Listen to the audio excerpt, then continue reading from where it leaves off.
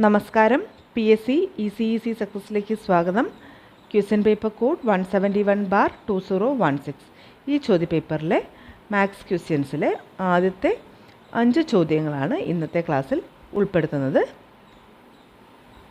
ഒന്നാമത്തെ ചോദ്യം 3 1/2 + 2 1/3 - 4 1/6 ഇതിന് തുല്യമായത് ഏത്? ഇതിനെ ഇംപ്രോപ്പർ ഫ്രാക്ഷനായി മാറ്റുന്നു. 3 × 2 6 + 1 7/2 + 2 × 3 6 + 1 7/3 - 4 × 6 24 + 1 25/6. ഇനി 2 3 4 ഡിനോമിനേറ്റർ അഥവാ ഛേദത്തിൻ്റെ ലസാഗു LCM കാണുന്നു. അപ്പോൾ 2ഉം 3ഉം 6ൻ്റെ ഘടകങ്ങളായതുകൊണ്ട് 6 തന്നെ ആയിരിക്കും ഇതിൻ്റെ ലസാഗുവായി വരുന്നത്. എന്നാലും ലസാഗു കണ്ടുപിടിക്കുന്ന മെത്തേഡിൽ ചെയ്യുകയാണ്. ഇങ്ങനെ ചെയ്ത് കഴിയുമ്പോൾ നമുക്ക് ഇവിടെ കിട്ടും 2 × 3 6 ആണ് ഇതിൻ്റെ ലസാഗു അഥവാ LCM. ഇനി ഡിനോമിനേറ്റർ എല്ലാം 6 ആക്കി മാറ്റാൻ ഇവിടെ 2 × 3 ചെയ്യുന്നു. ന്യൂമറേറ്ററും × 3 പ്ലസ് 7/3 × 2. അപ്പോൾ ന്യൂമറേറ്ററും × 2.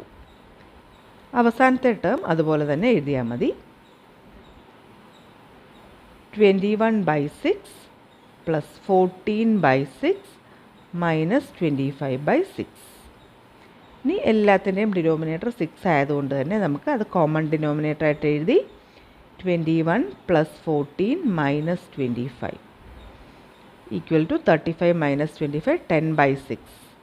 അതിനെ ഒന്നും കൂടി ലഘൂകരിച്ചാൽ 5/3.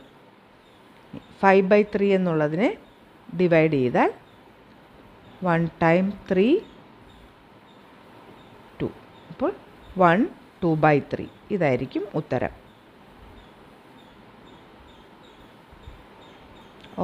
Option C 1 2/3. അടുത്ത ചോദ്യം സംഖ്യാരേഖയിലെ സ്ഥാനം 3/5-നും 3/4-നും ഇടയിൽ വരാത്ത ഭിന്നകം ഏത്? സംഖ്യാരേഖ അഥവാ നമ്പർ ലൈനിൽ 0 നടുക്ക് വരുന്നത്. അതിനുശേഷം വലത്തോട്ടേക്ക് പോസിറ്റീവ് നമ്പേഴ്സ്, ഇടത്തോട്ടേക്ക് നെഗറ്റീവ് നമ്പേഴ്സ്. ഇനി പ്രോപ്പർ ഫ്രാക്ഷൻസ് എല്ലാം 0യുടെയും 1ൻ്റെയും ഇടയിലായിരിക്കും. അതായത് ന്യൂമറേറ്റർ ഡിനോമിനേറ്ററിനേക്കാൾ കുറയുന്നതാണ് പ്രോപ്പർ ഫ്രാക്ഷൻസ്. ഇതിൻ്റെ എല്ലാം വാല്യൂ എന്ന് പറയുന്നത് 0നും 1നും ഇടയ്ക്കായിരിക്കും. അംശം ഛേദത്തിനേക്കാൾ കുറവായിട്ടുള്ള പ്രോപ്പർ ഫ്രാക്ഷൻസിൻ്റെ എല്ലാം വാല്യൂ 0നും 1നും ഇടയിലായിരിക്കും. അപ്പോൾ 3/5-നും 3/4-നും ഇടയ്ക്ക്. അപ്പോൾ 3/5 എന്ന് പറയുമ്പോൾ അതിനെ ദശാംശ രൂപത്തിലേക്ക് എഴുതിയാൽ 3/5 അതിൻ്റെ ദശാംശ രൂപം 0.5 3നേക്കാൾ ചെറുതായതുകൊണ്ട് 0. എന്നിട്ട് 30 എന്നാക്കുന്നു. × 6 30. അപ്പോൾ ഇത് 0.6. ഇനി 3/4 0.720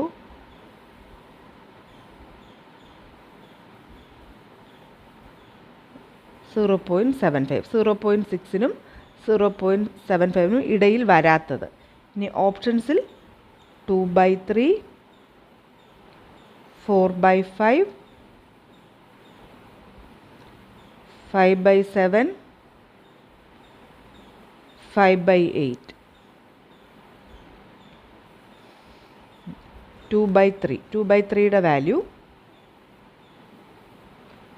0.6 × 18 20 6 18 20 ഇങ്ങനെ 6 ഇങ്ങനെ തുടർന്ന് പോയിക്കൊണ്ടേയിരിക്കും. അപ്പോൾ ഇതിൻ്റെ ഇടയ്ക്കാണ് വരുന്നത്. 0.666 എന്ന് പറഞ്ഞ് ഇങ്ങനെ പോകും. ഇനി 5/7 0.77 are 49 10 1 × 7 7 4s are 28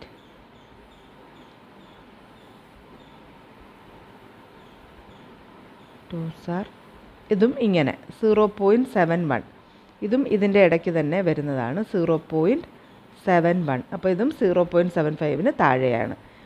ഇനി 4/5 4 ഡിവൈഡഡ് ബൈ 5 ചെയ്യുമ്പോൾ 0.8 40 0.8 ഉണ്ട്. അപ്പോൾ 0.8 എന്ന് പറഞ്ഞാൽ തീർച്ചയായിട്ടും ഇത് കഴിഞ്ഞിട്ടാണ് വരുന്നത് 0.8. അപ്പോൾ ഇവിടെ 4/5 ആണ് ഇതിൻ്റെ ഇടയിൽ വരാത്തത്. 0.6 ഇപ്പം 0.6 എന്ന് പറയുമ്പോൾ തന്നെ നമ്മളൊരു 100 കൊണ്ട് മൾട്ടിപ്ലൈ ചെയ്താൽ 60ക്കും 75നും ഇടയ്ക്ക് എന്ന് നോക്കുന്നത് പോലെ തന്നെയാണ്. അതും കഴിഞ്ഞാണ് 80 വരുന്നത് എന്ന് പറയുന്നത് പോലെ തന്നെയാണ് ഇവിടെ 0.8 എന്ന് പറയുമ്പോൾ 0.75ന് ശേഷമാണ് വരുന്നത്. അപ്പോൾ 4/5 ആണ് ഇതിനിടയ്ക്ക് വരാത്തത്.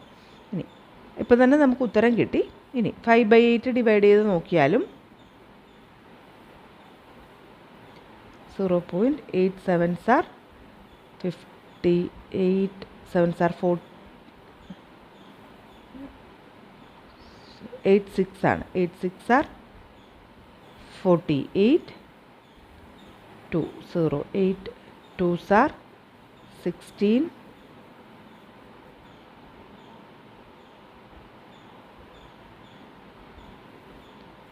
0.625 അതും ഇതിൻ്റെ ഇടയ്ക്ക് തന്നെ വരുന്നുണ്ട്. അപ്പോൾ നമ്മുടെ ഉത്തരം എന്ന് പറയുന്നത് 4/5.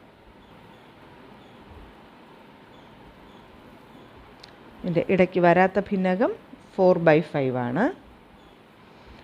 അടുത്ത ചോദ്യം 1 1 3 5 എന്ന സമാന്തര ശ്രേണിയിലെ ആദ്യത്തെ 30 പദങ്ങളുടെ തുക എന്ത്? 1 3 5 ഇങ്ങനെ പോകുന്ന സമാന്തര ശ്രേണിയിലെ ആദ്യത്തെ 30 പദങ്ങൾ. അപ്പോൾ n 30. തുക സം ഓഫ് n ടേംസ് കാണാൻ n/2 into 2a plus n-1d.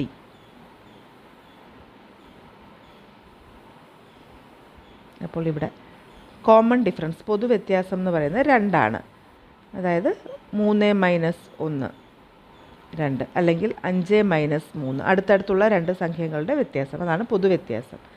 30/2 into 2 into 1 plus 29 into 2 30 - 1 29 into 2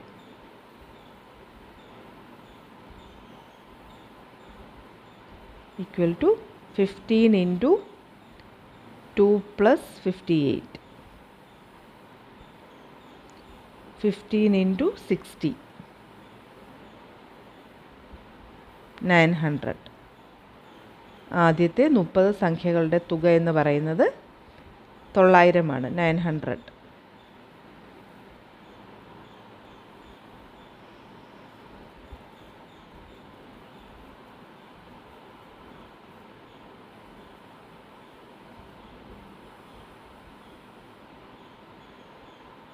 900. അടുത്ത ചോദ്യം 1/2 square plus 1/64 raise to 1/3 minus 32 raise to -1/5.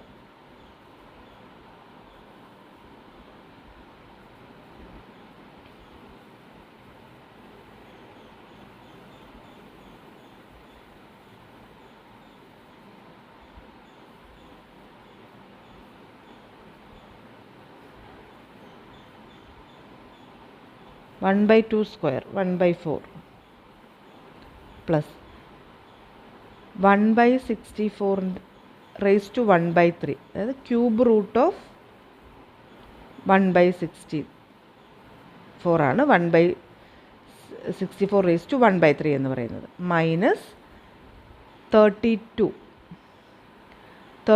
raised to -1/5നെ 2 raised to 5 raised to -1/5 ഇങ്ങനെ എഴുതാം. 32ന് 2 raised to 5 എന്ന് എഴുതാം. 1/4 പ്ലസ് ക്യൂബ് റൂട്ട് ഓഫ് 1/64 4 ആണ്. അതായത് 64ൻ്റെ 4 16 × 4 4 1. അപ്പോൾ 4 ആണ് അതിൻ്റെ cube root. Minus 2 raise to 5 raise to എന്ന് പറയുമ്പോൾ ഇവിടെ 2 റേസ് ടു 5 റേസ് ടു -1/5. ഇവിടെ ഈ രണ്ട് 5ഉം ക്യാൻസലായി 2 റേസ് ടു -1. അതായത് a raise to m the whole raise to n equal to a raise to mn. അതിൽ ചെയ്താണ് 5 ഇൻറ്റു 1/5ൽ 5 രണ്ടും ക്യാൻസലായത്. 2 raise to 1 -1 is 1/2 minus 1/2. a raise to -m is equal to 1/a raise to m. 2 raise to -1 is equal to 1/, ഇവിടെ 2 raise to 1 അതായത് 2. അപ്പോൾ 1/4 plus 1/4 എന്ന് പറഞ്ഞാൽ 2/4 minus 1/2. 2/4 is again 1/2. 1/2 minus 1/2 that is 0. അപ്പോൾ ഈ ചോദ്യം ഒന്നും കൂടെ സ്റ്റെപ്പ് ബൈ സ്റ്റെപ്പായിട്ട് നോക്കിയോളൂ. നമ്മുടെ ചോദ്യം ഇതാണ്. ഇനി അതിനെ ഒന്ന് റീഅറേഞ്ച് ചെയ്തു. 1/64 റേസ് ടു 1/3 എന്ന് പറഞ്ഞാൽ 1/64ൻ്റെ ക്യൂബ് റൂട്ട്. ഇനി 32നെ 2ൻ്റെ പവറിലാക്കി 2 റേസ് ടു 5 റേസ് ടു -1/5. അത് കഴിഞ്ഞ് സിംപ്ലിഫൈ ചെയ്യുന്നു.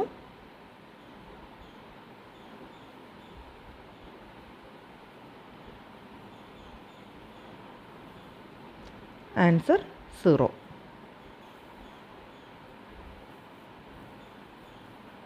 Option B 0.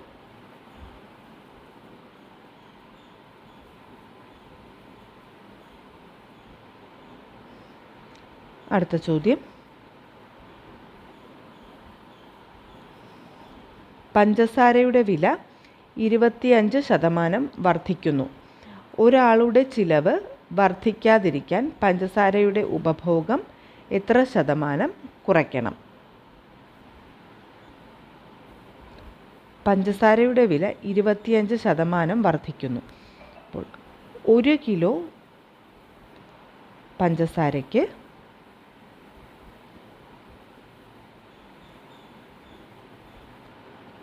100 രൂപ ആണെങ്കിൽ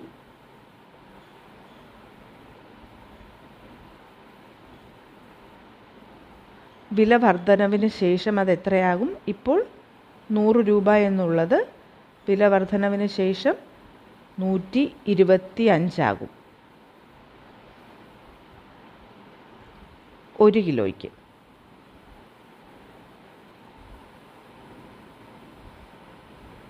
അങ്ങനെയാണെങ്കിൽ ഒരു 10 ഗ്രാമിന് എത്രയായിരിക്കും? 125 ഒരു 100 ഗ്രാമിന് എത്രയായിരിക്കും വില? 125/10 12.5 റുപ്പീസ് ആയിരിക്കും 100 ഗ്രാം വാങ്ങിക്കുകയാണെങ്കിൽ. 1 കിലോ എന്ന് പറഞ്ഞാൽ 1000 ഗ്രാമാണ്.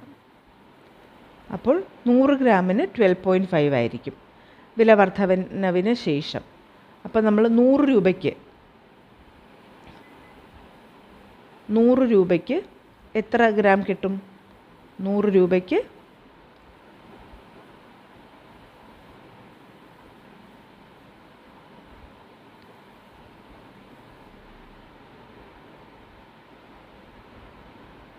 100 ഗ്രാമിനാണ്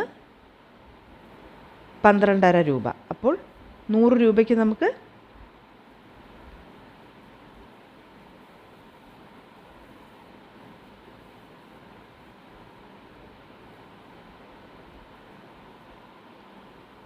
12.5 × 8 ആണ് 100 വരുന്നത്. അപ്പോൾ 800 ഗ്രാം അല്ലേ?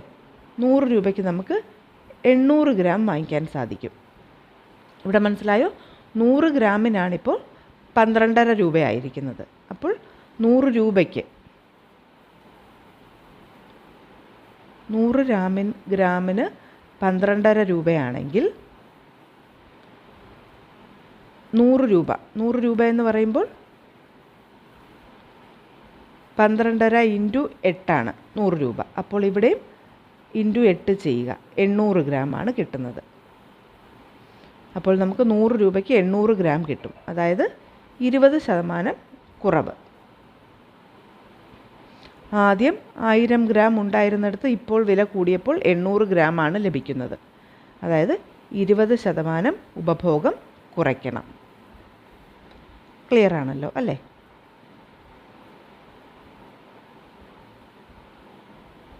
ഉത്തരം 20%.